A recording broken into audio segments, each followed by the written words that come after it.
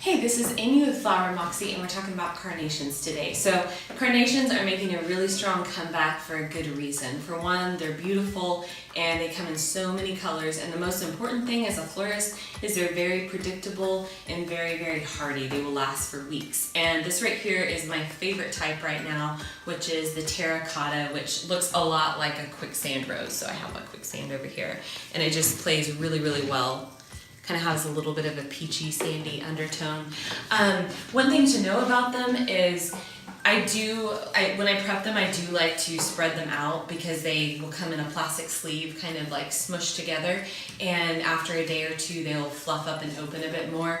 But if they're not, it's really great because you can manipulate them with your fingers, which is something, it's a no-no for almost all other flowers, but carnations you can easily take and open them a little bit more.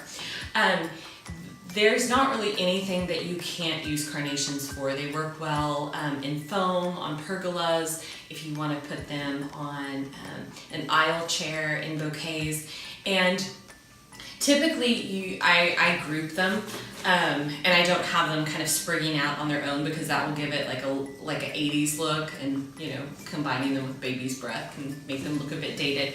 But I find that high-end designers like Instagram, people who are just amazing artists, are using them left and right, and when you pair them up with ranunculus, garden roses, they just look amazing because they have this really nice like ruffly texture.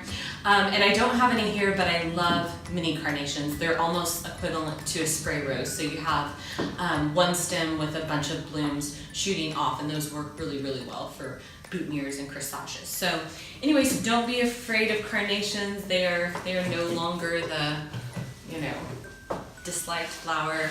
Pull them into your arrangements. Thank you so much.